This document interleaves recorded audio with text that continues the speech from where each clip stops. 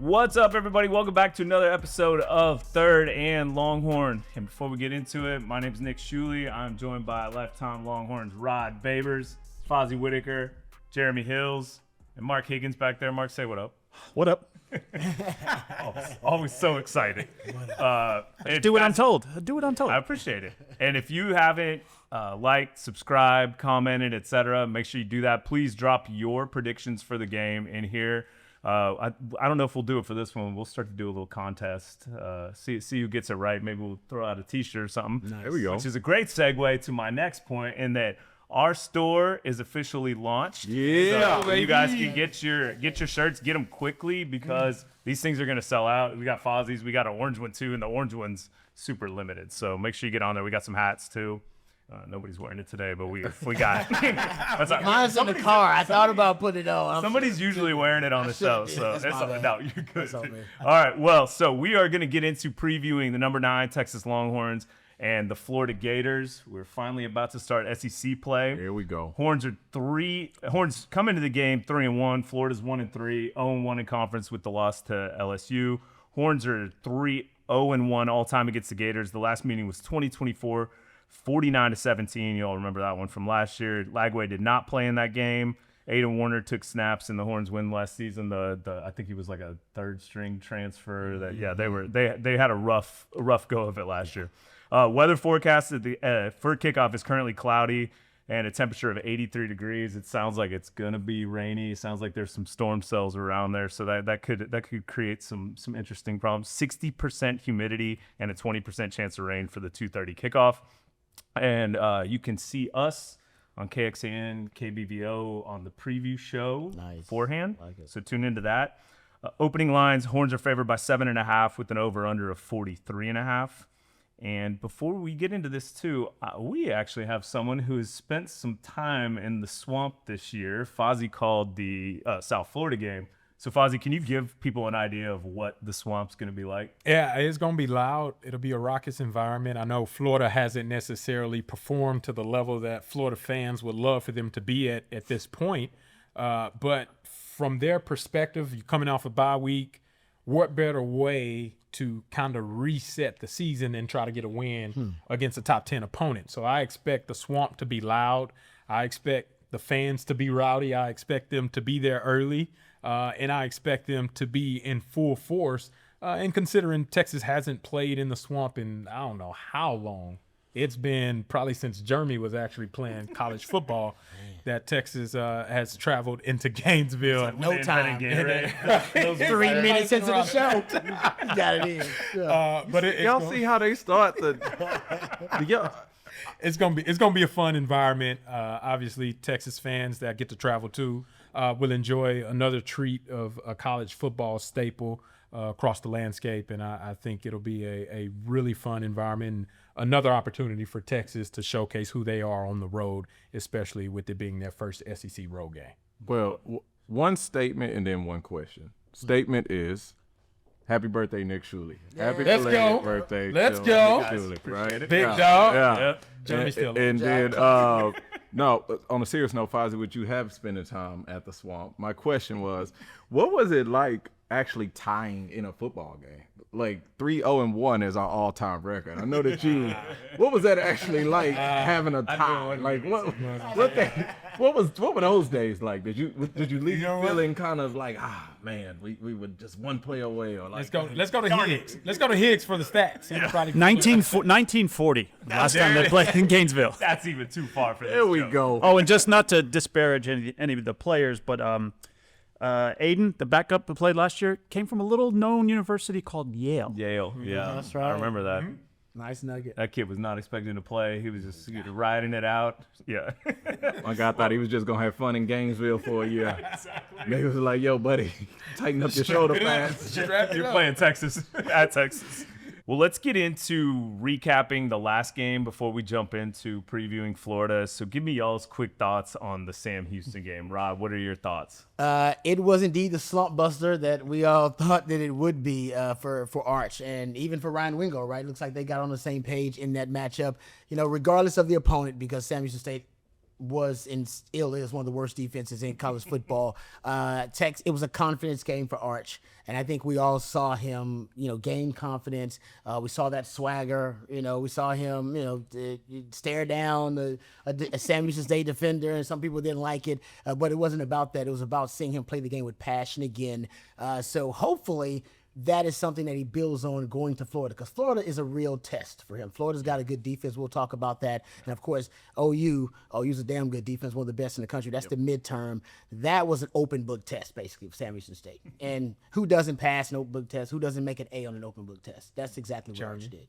He ain't never flunked no open book test. Y'all didn't know me in high school. When you say open book, do you mean like we can use everybody? You still Communal, still gotta find communal books. It's just a lot. And I hate that open book test all the time. Let me take my time and get. Do kids have like open AI tests now? They don't have to do anything. They just like answer these questions. Google it up. So looking back on that game, it was what we all wanted it to be. Right. It was fun to watch our guys have fun, because the game is too hard to not enjoy. Yeah. That said, I'll be a liar if I didn't walk away just feeling like, all right, how should I feel about what I just saw? Like, you know what I mean? From an offensive standpoint, it's like you've done things that we knew you were capable of doing, but you just beat a team 55-0 while you were playing on easy mode. Yeah. It's like we not on all Madden yet. Yeah. You know what I'm saying? Like that's kind of how I felt. Yeah. Right. That said, some of the most accurate, beautiful passes that I've seen him throw since he's been in a Texas Longhorn uniform. Right. The one to Moore. Over the middle? Deep over. Yeah. Oh, my. God. I don't care who you're playing. I don't care what field you're on. Over the two. Over and man. Like that. I mean, in stride. He didn't break stride. He caught that running full speed, right? Then you think about the deep touchdown to Wingo. That's the same ball that we missed the week before. So I'm like, okay, this is it, right? But again, I'm just like, all right. Do it at the Swamp, and I'm gonna feel way better about it. Like that's kind of how I left feeling. And then on the other side of the ball, like we talked about before in the pregame and the preview, we knew Sam Houston, they were gonna go 3 and out. That's what they're good at. They're good at getting 3 downs, getting off the field, and punting to the next team. That's what they've been good at this year. But I'm thoroughly impressed by our defense, because until we had some reserves in on that very last series of the first half, they literally went 3 and out every single time they touched the football. Which, I mean, just not even from an athleticism standpoint, not even from, the mental ability to stay locked into your keys and responsibilities when you're playing a lower opponent that you know you're better than. The discipline that it takes to do your job every series for an entire half is something that like just stood out to me to make me really realize, like, man, this is really a championship level defense. Yeah. And to piggyback off of what you all said, you all covered every aspect of it. The biggest takeaway is the offense finally has hit its stride. Continue that momentum into the bye week, and then you hope the health of the running backs, because that's where I want to focus on, is the next thing that I want to see. Okay, Arch figured out how he got his groove back, got his players involved. Now we need to see that dynamic playmaking ability out of the running back room, right? That's something that I've always kind of characterized. Whenever a quarterback is struggling, you got to be able to have some backup to be able to assist in that. And I don't think I've seen the running backs be as explosive and dynamic as I think they can actually be. And obviously CJ and Trey being out is part of that kind of scenario and situation they got to work through. But it was good to see the depth that Texas has at the running back position. Get James Simon feet wet. Obviously, you saw Jared Gibson and we saw Christian Clark get a ton of carries, but I want to see that continued momentum and some more of those kind of game-breaking type of plays in the running back position to be able to offset some pressure that Arch may feel going up against the defense this week that plays no games. Yeah. Well, since we got 2 running backs here, I want to ask you guys this. Out of what you've seen so far, get past Wisner, past CJ Baxter, who would you put as your number 3 right now, based on what you've seen? I'm going to go with Gibson, and I'm going to tell you why. Because I believe that the ability there, like true story. Like Fozzy, when we were playing, was a guy that literally did every single thing. We had a running back room that had Cody Johnson, myself, Vondrail McGee, Trey Newton. When we were the group that was there, right? All of us did things exceptionally well. Fozzy did all of the things. You know what I mean? Even if he was 1A or 1B at every category, he did all of the things. When I look at Gibson, I'm like, there's nothing that he can't do. Right. Now, the one thing he has to prove is like, all right, ball security, Hang on to the rock. because we got to trust you in those moments, right? Right. But there's nothing from a talent perspective or from an ability perspective. Like he can protect the passer. He can run between the tackles. He can run a split zone. He can run a sweep. He can catch it out the backfield. He can run through tackles. You can trust him. If it's third and short, I don't mind giving it to him. You know what I mean? It's like there's so much that this kid can do that I'm just like, golly, boy, if you can figure it out. Because I don't believe that he's a soft. Like some guys fumble because they are soft. They get hit too hard and the ball just dislodges. Yeah, I don't think that's him. Right. Yeah. I'm like, man, whatever it is up here, man, whatever it is up here that doesn't make you automatically muscle memory get in traffic and then get two hands on it and get tight. Whatever it is, like if he can get over that thing, I think he has the ability and the talent to be right there with a Baxter and a Wiseman. Yeah. And I agree with Jay as far as Jared Gibson's concerned. I think when I look at it, everything he said is 100% spot on accurate. It also plays a factor of what your O-line does well and what plays that Sark calls for that offensive line to be successful so that the back can make room. I think Jared Gibson fits the offensive run game scheme similar to what CJ Baxter has been designed and asked to do. And since the offensive line works in that same type of mold of a back that's more of a slasher where we're going to get downhill, you make your one cut, get vertical, and then go make something happen. And then the breaking of the tackles and the ability to do so, I think he possesses that out of the three youngsters. I think he has that ability a little bit more innate within him to be able to just shed a would-be tackler off of him or inside shoulder move one of the DBs and be able to get to that next level. And so I think the offensive game plan and the way that Sark has called the run game with the offensive lineman suits the skill set of Jared Gibson because it most resembles what CJ Baxter is so good at, in my opinion. It almost I'm just thinking about the Monday Night Football is fresh on my mind from I'm thinking about the Packers Cowboys game. It almost looks like the kid that's behind dropping his name, Green Bay, running back in Green Bay, number 8, Josh Jacobs. Yep. The kid that's behind him. That's who Gibson kind of reminds me of. Yeah. You know what I mean? Like when you just watch his game, the ability to make one cut and then what from a TV view looked like was going to be a 2 or 3 yard gain, you sitting at 2nd and 5, Yep. 2nd and 4. Yep. It's like, golly, your boy got 6 yards out of that? Like, you know what I mean? Like that slasher and explosive nature, and then he's a bigger body. That's hard to deal with. Rod, you sounded surprised. No, I'm not surprised. To their point, to the point that Fozzy was making, they've run a lot more downhill gap power schemes this season.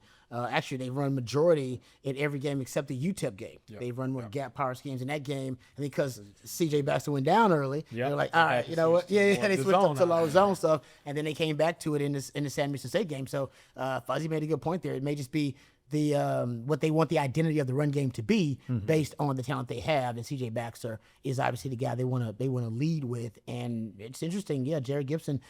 Listen, they like him. You know they like him because he was playing in the Michigan game last year. Yeah.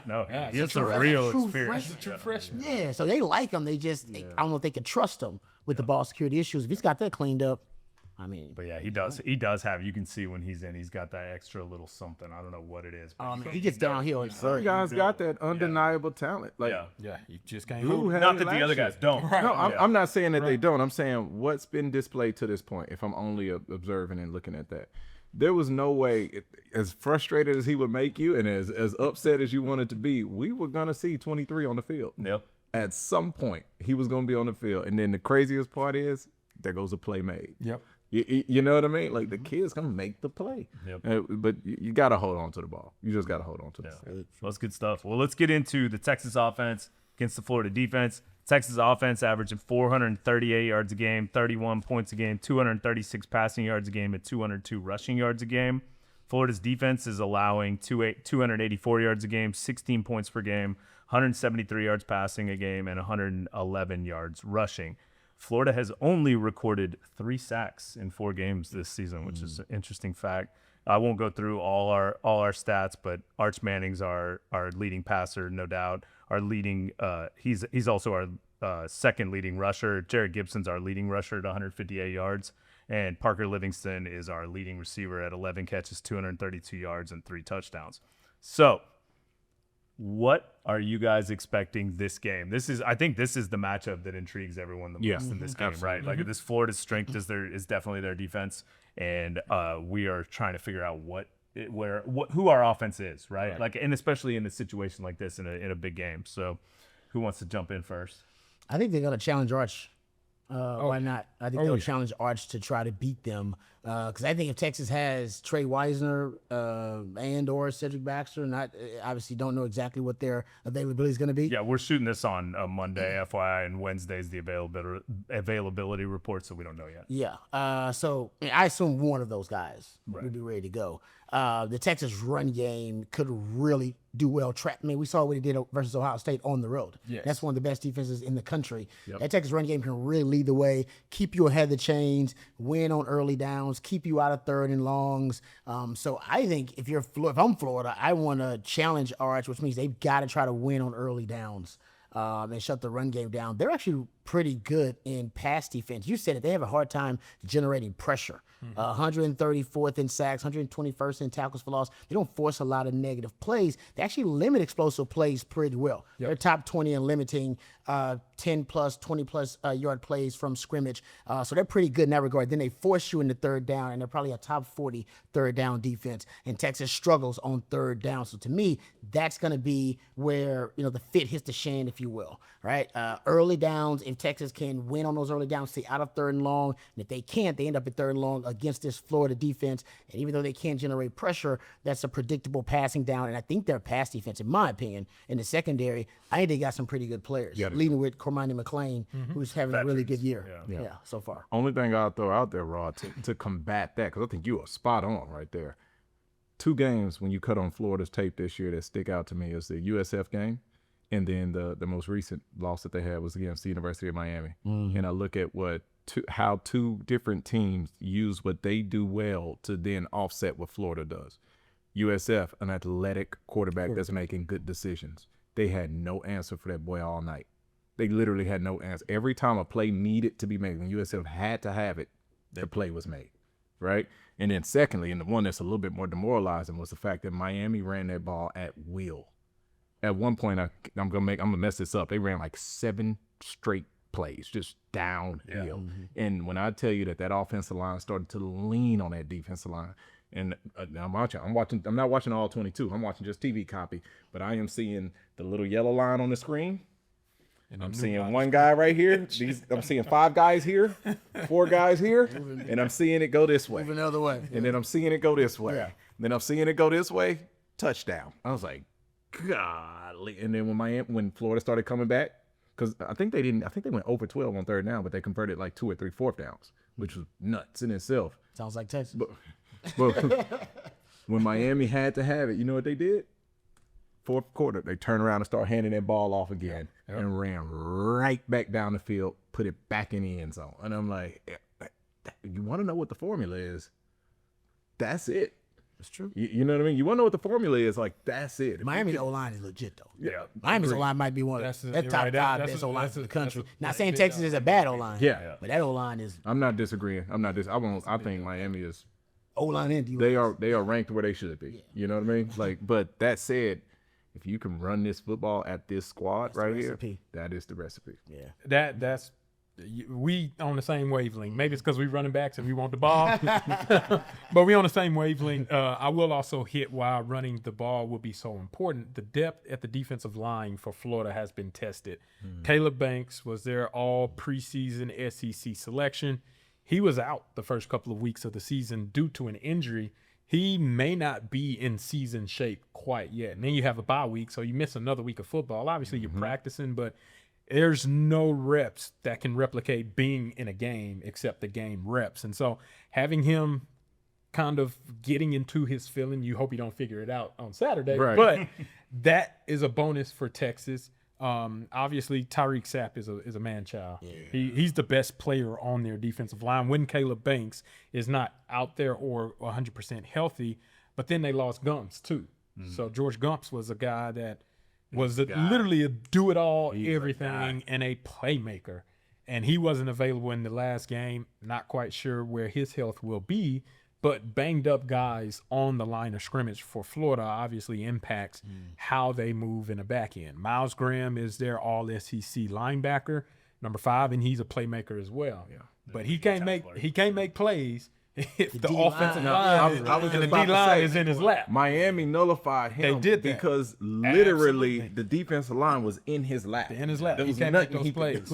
So that's going to be the key. Staying out of 3rd and long situations, being good on 1st and 2nd down, and if you could run the ball right at them, and incorporate the quarterback run, right? Byron Brown, the USF quarterback, that's how they stayed in the game, even whenever they were down. Even when they were down, end, they still utilized Byron Brown. Now, Byron Brown is not the thrower that Arch Manning is, so that works in the favor of Texas to be able to actually use the vertical game a little bit more efficiently against Florida whenever the play action needs to be called upon, but utilize Arch in the run game as well to get those +1 scenarios. And I think that also helps stay ahead of the chains for this Texas offense. Absolutely. Hey, Hills, can we get a camera on you at your house when you're watching football? I just looked it up. I looked it up. It was 7 straight runs. 7 straight runs, including the touchdown. Thank you, sir. Thank you, sir. You know your ball. Nice Thank you, sir. You know I'm your telling ball. you. Here's, man, I watch ball, man. I'm telling y'all. You know your ball. I think there might be 2 or 3 of you. Let's move over to the other side of the ball. Let's talk about the Texas defense against the Florida offense. I think this has been a part for Florida that's been very disappointing this year. I don't think the offense has lived up to what they thought. Lagway hasn't lived up to what they thought. You know, he had a 5 interception game. He's had some rough patches this year, and I don't think it's looked like they thought it would. And on the other side of the ball, the Texas defense has looked like we thought it would, and they have been who we thought they were. So I think this is going to be a really interesting matchup. So what are you? Oh, and an interesting fact too, before we go into Texas defense has not allowed a point in the 1st and 3rd quarters this year. Oh, that is a nice. That 3rd quarter one is very. I'm very nice happy. nugget. That's impressive. Yeah, I'm Starting the game. Let's come out of the locker room though. I like double checked. I was like, that doesn't sound right, but it's like, they, But I know like that. traditionally in like recent history for us, the 3rd quarter has just offensively. So I'm very. I didn't know that. I'm very happy to hear that about the 3rd quarter. Really good. check my facts, but that's as far as I could tell. But what are you guys expecting to see in this game? How do you think this matchup plays out? So for me, I think Florida has to run the ball. And it goes back to the opposite or the inverse of what we were talking about with Texas offense. I don't know why they don't utilize Jaden Ball much more than he's utilized. He's a beast. He's a dynamic playmaker. And Jacoby, the backup, can also run the ball extremely well. They don't incorporate the run with DJ Lagway, understandably so. That makes sense. Especially with him coming off of a new injury in his injury history. They probably won't utilize him to that degree. But if you're struggling in the air, like Texas was throughout some parts of the UTEP game, you got to rely on the run. And in the middle of a season, it is really hard to turn around your offensive philosophy and effectiveness like that. Like, you don't just all of a sudden become a 300-yard passing team. Like, DJ Lagway has not been that guy that's been doing that consistently against good competition. So I expect the offensive coordinator to be able to say, okay, we're going to have to make some adjustments. I expect quick game, and then I expect them to lean a little bit more on those two running backs who I think are really good. The downside is Texas feasts off of that. Yeah. That's what Texas Good stops luck, man. extremely well. And I think that's going to play into Texas's favor because that's what they do well. If you don't run the ball and you can't get into third and manageable situations, that's where I talk about the inverse of Texas. Now 3rd and long, that's where you see the 5 interceptions happen and you hang on to the football. You misread a key and you get confused with the back end with that 3-high safety look that Texas likes to utilize.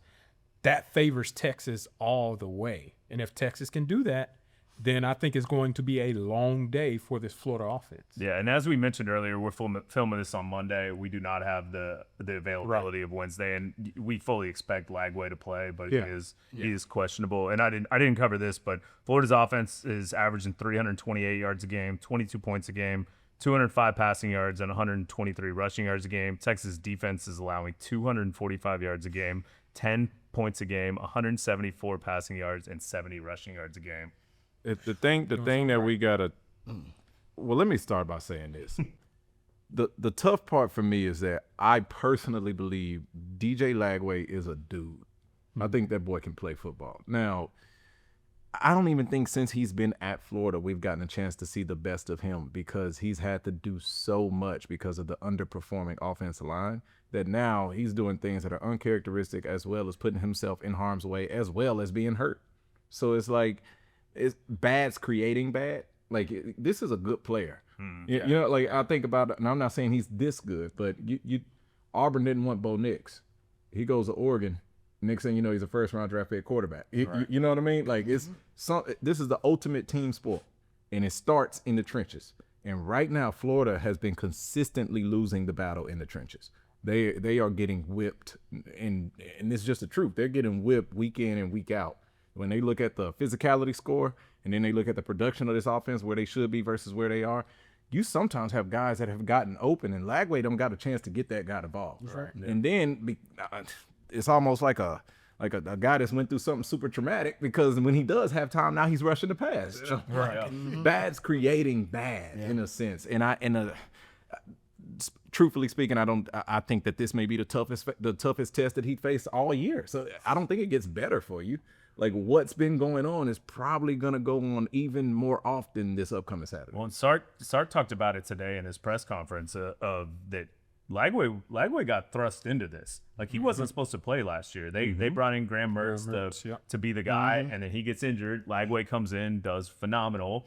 And then, you know, everybody's expecting everything from him and not giving him a chance to grow. You know, we've heard this before. You know, like, it's like they're in a similar situation to us. Yes. Sark spoke at length today about that. He said he's a very talented player. We recruited him very hard coming out of high school at Willis, and then pretty much put his team on alert. He said we better be mindful and better be ready to get the best version of DJ Lagway. So I 100% agree. That's like it's one of those things where it's like, if you can watch tape, know what you're looking for, and you look at this boy's tape, and you're like, okay, I'm hoping it doesn't start clicking against us. Right. They don't need to figure it out. I'm hoping they don't get it figured out against us. Yeah. But at the same time, I never forget Dwayne Akina. He was my special teams coach. I didn't play DB, but I was on the punt team, and he used to always, like, he'll ask you what you were doing somewhere, and as you was trying to give him a reason, he'd be like, on a calm day, he'd be like, okay, you are who the film says you are. Yeah. And he would go to the next play. Because I don't care about potential. I don't care about what you could do. I don't care about the elements that are in your game that somebody that is experienced enough to know what that means sees in you. Who are you when I cut the tape on? Yeah. Because ultimately that's who you are. And so far, DJ Lagway is 690 yards, 5 touchdowns, 6 picks. Come on, man. DJ can get it together October 11th when they play the Aggies. Who would have thought this coming into this game that he has more interceptions than touchdowns? I would have never. But Longhorns thought that Texas had quarterback issues, and honestly, Arch's issues are nothing compared to what DJ Lagway is going through right now. Yeah, I'll just give you a couple of stats that stand out to me about where he stands right now in his development. He's last in yards per attempt in the SEC, 5.6 yards per attempt, 137th out of 157 quarterbacks in college football. His yards per attempt. His average depth of target, 6.5, is 147th out of 157 quarterbacks in that sample size. Remember, his X-Man ability used to be he could push the football downfield. Yeah. Right? He stretch, basically make you defend every dimension, every blade of grass on the football field, because he had this monster arm and this great arm talent, which he still does. Guys, on 20-plus yard passes down the field, he's 1 of 7. But Ron, got 3 interceptions throwing the ball 20 yards or more down the field. Oh, yeah, that's that LSU game. Yeah, he's throwing it in the triple column. All of them. So essentially, at this point, he can't stretch the football field accurately. And it may be because of protection, and it may be because he's just not reading defenses really well. But this is a bad time for him. Now, he did have a bye week. but a bad time for him going up against Texas. His pressure to sack rate is 25% right now. He's had 44 pressures, 11 sacks on the season. So 25% of the time you put a pressure on him, it results in a sack. And that's a lot. That's on the low line too. Yeah. But the Texas defense used to put a lot of pressure on him. You cannot. 25%. That's nuts. And that injury is definitely like hampering him. You That's can what tell I was by gonna the way say. He moves. Yeah, go ahead. The injury that he sustained in the spring, which limited him from no spring practice. Mm-hmm. Then he gets hurt with the calf injury Yep. in training camp. Yep. So you're talking about 3 weeks of preparation that he had from spring all the way into their very first game against Rhode Island, and then trying to get caught up. Like all of that. And that competition they had early too. Yeah. It'd be different if you had some cupcakes. You went from early. Rhode Island to US. Florida had like I want to say they either had the toughest or the top 3 toughest. South Florida wasn't no Yeah. joke. You know that, Fozz. That's Then you an go athletic team. LSU, and then you go Miami. Crazy part about you that, had to travel. and that's why I warned the Texas fans like, about the overconfidence. I feel like there's an overconfidence in this game of like we're gonna get it right this game, where this is gonna be the one, and I think that's a dangerous thing to do, because if you watch that LSU game, like even playing like that, it was still a game. Yeah. 10 of those points 5 were picks. directly off of those. One was directly off of they returned it for a touchdown, Right. and then they got the field goal at the end of the half Yep. because of that pick at the end of the half, picks. and that's 10 points right there, and that was the You difference figure that's 5 the difference picks in the game. is blown it's out. worth more But than 10 points. you look at that game though, right? And you look at LSU's bell cow, in my opinion, a super talented kid out of Dallas, Durham. Okay, Durham. Yeah, he's been playing. Well, he had the high ankle sprain, They can't run the ball though. and then they can't run the football. And what did we already see that teams that can run the football do? You go back and look at that Miami game. Effective. Miami just fell asleep at different points, almost like they got cocky. Like, and then they let Florida kind of get back in that game. That game was supposed to be blown out the water well before had the fourth opportunity quarter, to, right? absolutely. So when I look at the elements that make up this team, and then I think about, and I'm just pulling, right? You pull from the LSU game, you're like, man, that was cool. Well, what did LSU do? They didn't run the football. Yeah. You look at the Miami game, you're like, man, that should have been worse than what it was. Like, that one should have been worse than what it was, right? Then you look at a USF team, and you're like, they upset them, and how'd they do it? An athletic quarterback being able to make the plays and then running the football. I'm like, it's not, I'm not going to say it's not rocket science. It's just like, all right, do you have the discipline to do the things that you know you need to do? And it's so tough, man, because I just think it's so much there that I don't know if we'll get a chance to see. To actually Yeah. unfold. And Vernell Brown, the Oh, third, VB3, Freshman. true freshman. True freshman. That boy is legit. Now they're gonna try to feed him as well. That's their number one playmaker on the edge. Yep. They're gonna try to get him isolated one-on-one opportunities. That's where, in my opinion, I would love to see Grayson Littleton and him go back and forth, freshman versus freshman. We're gonna get a chance to see that for the next 3-4 years. Yep. Nice. Like that matchup is what I'm most excited to see, because those guys can absolutely ball, and it'll be a iron sharpen iron type of day. Because VB may win some, the Grayson Littleton may win some. I expect that to happen, but Vernell Brown the third is a really good player. He's a dog for them. 18 catches, 219 yards so far this year, 12 yards a catch, long of 41, no touchdowns, but also he's a punt returner, and he is dynamic on punt returns. So Yeah. it's definitely worth watching. Man, yes, and I don't disagree. Right, I have right, nothing to say about that, because I 100% agree with everything you said about him. But there's only one position that touches the football every single play other than the center. Yep. It is QB1, right? Yeah, And snake. I'm just looking at this thing like, fellas, I anticipate the most pressure that Lagway has seen all year. I don't understand why I would not heat him up. Yeah. Yeah, well, Miami put a lot of pressure on him. Yeah, they did. By the way, yeah, and that's So what. I'm with you. No, That's a Miami. good comparison though, because that might be the best defensive line in the country. Yep. And then where is Texas? Texas should be in that That's conversation. what we're gonna find out. But I'm saying, like, when you look at that full front seven, and us having the ability to have tweener players that can play linebacker as well as rush at the end spot, and then you look at that package that we use on third down when we. Hey, man.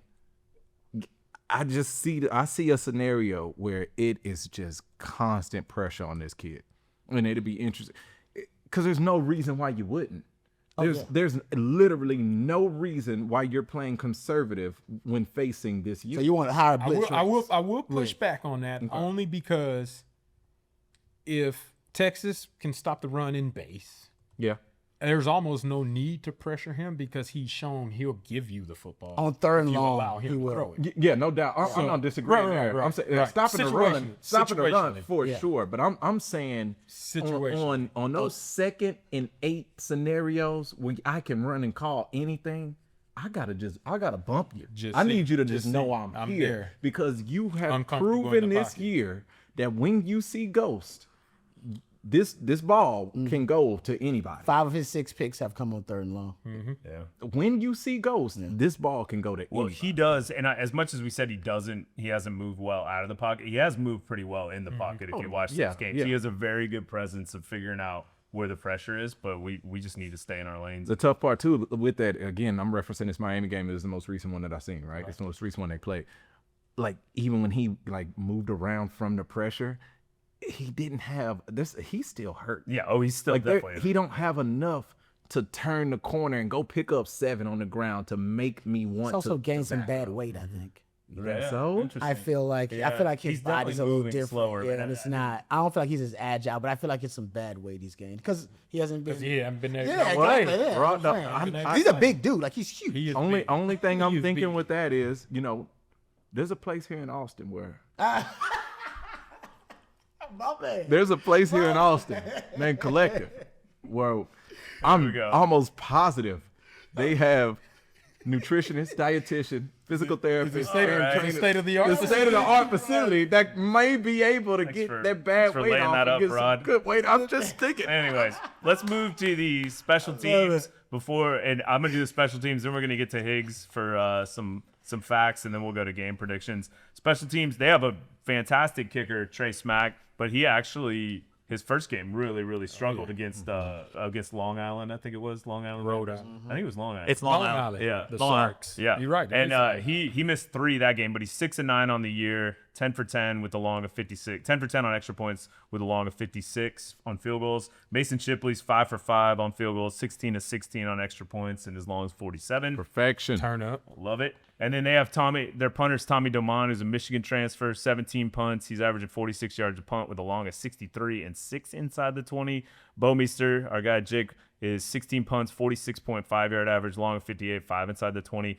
And here's a little known fact that the other shows won't give you. Rocco Underwood, their long snapper, was the 2024 Patrick Manelli Award winner as the nation's long snapper of the year. Oh. So How do you adjust that? that was my first question. My second question is, he came into the season as second team All SEC. So how do you get second team SEC as the reigning? Yeah. And Bo Gardner of Georgia was given first team SEC. So see, this You know what that is? rigged. That's a little logo bias right there. I mean, That's some I'd logo be pretty bias. pissed if I was Rocco. So I pay would be attention too. to these. He's gonna be. He's gonna snap. He's gonna Snap the hell out of them He's gonna snap the hell out the ball, man. But before we get into our game predictions, Higgs, let's everyone's favorite part of the show. Can we get some fun facts about Florida? Well, we're doing the alumni stuff, and you got all the the notable ones that especially the sports guys with Tebow and Jason Williams and Al Horford, who might be older than me and just signed a contract with the Celtics. But a name you might know that it came out of this university, but a guy named Dr. Robert Cade, and he invented Gatorade. But for the Texas connection, he went to UT as well, had a BS in UT. So, and they have a museum there on campus named after Dr. Cade, and I think because of that, one of the reasons, it's generated $150 million in royalties to UF. Wow. That's impressive. That's impressive. Congratulations. Came up Congratulations. Gatorade, baby. I'm not gonna lie. I hear certain stuff, and I just always think, why ain't I think of that? Oh, I'm mad. Yeah. Right. That- We've been putting sugar in water since the hood. I ain't think of that.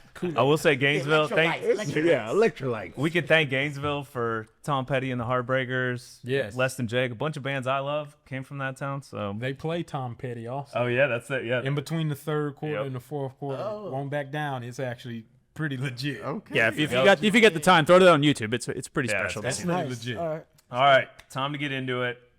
Predictions for the game. I'm gonna make Hills go last because I'm sick of him always saying everybody copies him. So Higgs, let's let you go first today. All right, I'm going to go 28-7. Okay. Wow. Ooh, All right, I like that. Rod. This is a good one. I'm gonna go. Ooh, I'm gonna go 24 to 10, Texas. I'm going 20-6, Texas. 24-13, Texas. Oh, man, y'all stole my answers, man. See? Yeah, y'all did. See? All right, It's I'm not open- fun when you're on that end No, of it, it's huh? not. It's Part of the open book test. Oh, he's sweating now. Yeah. give me 27 to 17. I think yeah. I can see that. A bye week. You're coming off Yeah. a bye week. You're at home. You got a lot of pride. You're a program full of a lot of pride. You got some. I'm not gonna act like the defense don't got some just straight ballers. Oh, there. Yeah, So, you know what so I mean? is the offense. They Right. just haven't put it together. Right. Give me 27 to 17. A comfortable 10-point 2-score win. But you're looking at that game and you got more respect for Florida than you went in with. Billy Napier's last stand. Oh yeah, that's we didn't cover that a ton, but he's fighting for his job. Yeah, so you just especially saying, after Sam Pittman. We It's saw been it a couple last year. Pittman. Yeah, it's been a couple of guys that's got the axe. We seen our guy at Okie State. I'm a You man. got it. Arkansas, Sam Pittman. Yeah, man. I mean, that's what happens though. You lose at Tulsa at home. I'm probably gonna stay at home. We will be back as always for the post game after the game. We also have as we mentioned, merch coming out, so it should be out by the time this is on there. Make sure you like, subscribe, drop your score predictions in here, and we will see y'all after the game. Hook 'em.